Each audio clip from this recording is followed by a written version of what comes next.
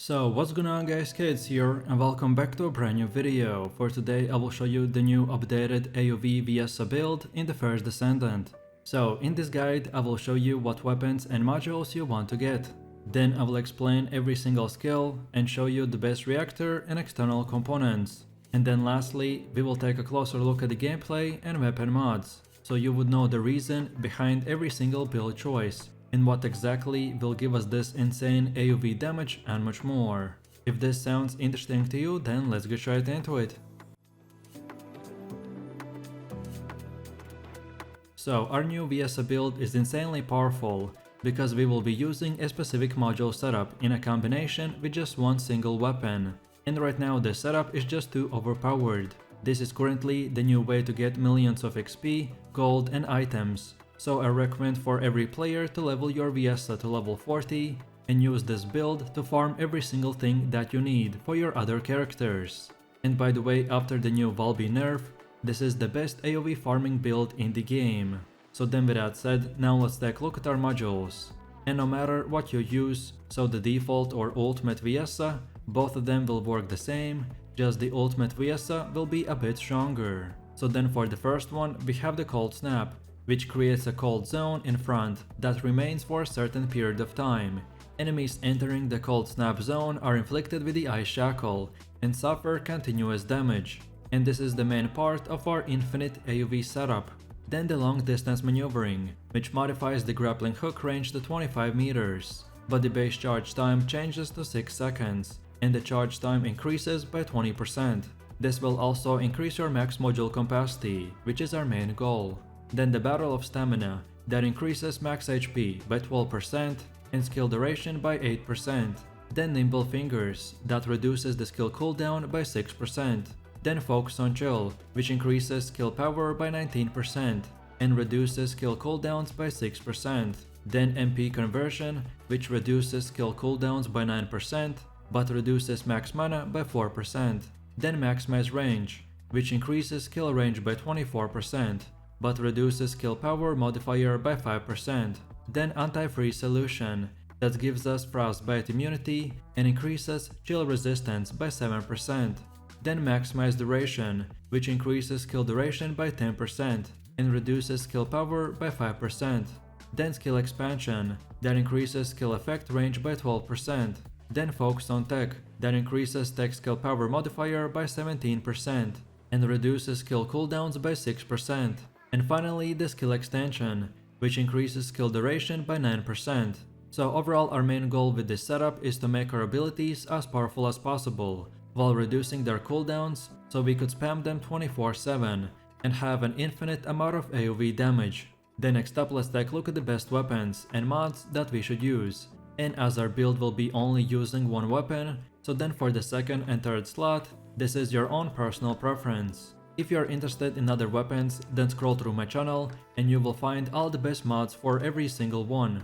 So then for our one and only god weapon, we have the Thunder Cage submachine gun. This is currently the #1 meta weapon that doesn't need any introductions. But basically we will get up to 700k damage, and I've even seen my other friends using this exact setup but having everything upgraded to the max and getting 800 or even 900k DPS. So this weapon has a huge potential as long as you use the exact setup. So then the way you get this weapon is by first of all reaching Mastery 1, then obtaining the Thunder Cage Blueprint, Thunder Cage Nanotube, Thunder Cage Polymer Synxium, and Thunder Cage Synthetic Fiber from various battlefield missions across the Sterile Land.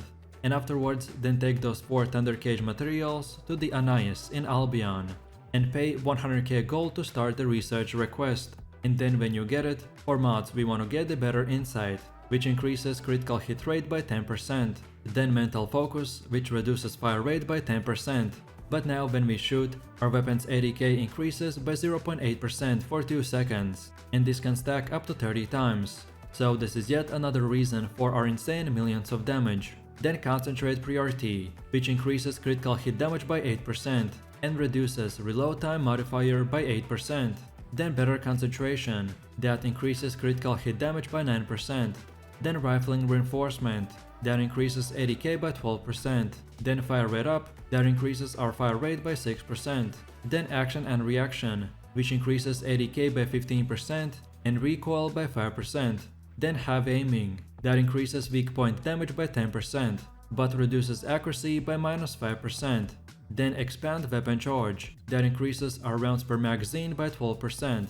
And finally the weak point sight, that yet again increases our weak point damage by 10% and reduces accuracy by 5%.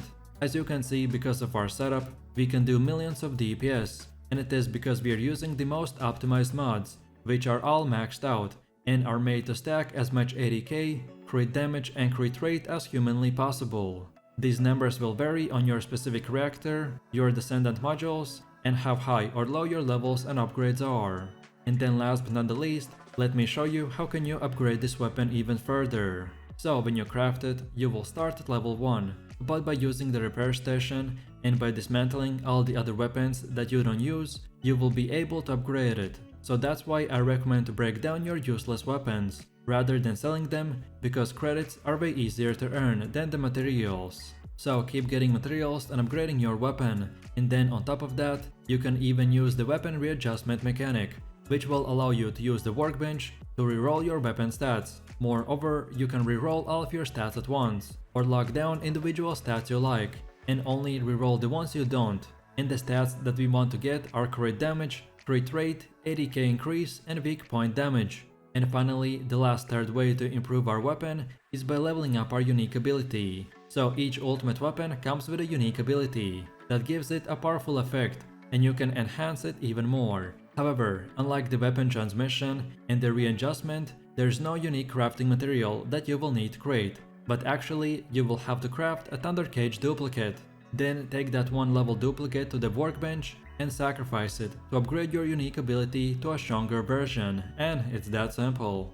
Then next up, let's go over to the best reactor and external components. So your reactor is very important item that determines your skill damage and can also include extra modifiers that buff certain aspects of your build. I recommend prioritizing using reactor with the highest skill power and a sub-attack power. Specifically, my best job that I got is this burning mechanics reactor. But as I didn't get an SMG condition, so I'm still farming for a better god piece. And then as for your external components, they're even more of an RNG, at least until you've played the game for long enough to find basically every possible combination with a good stat roll. For our build specifically, I recommend to get the Annihilation Auxiliary Power that increases our max HP and defenses. And because we are using all 4 set pieces, so we get plus 6% skill duration, and our weapon's ADK increases depending on your max HP lost.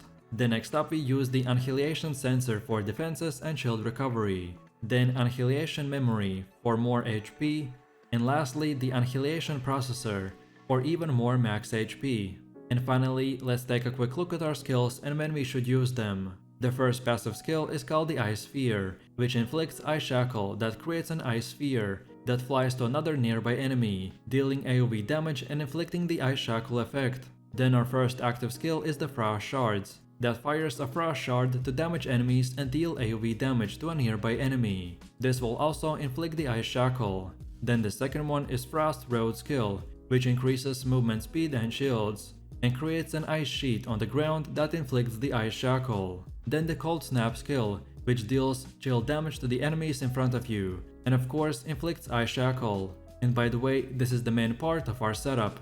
And finally, we have the Blizzard skill, which creates a blizzard that deals continuous damage, debuffs defenses, inflicts AoE damage and Ice Shackle.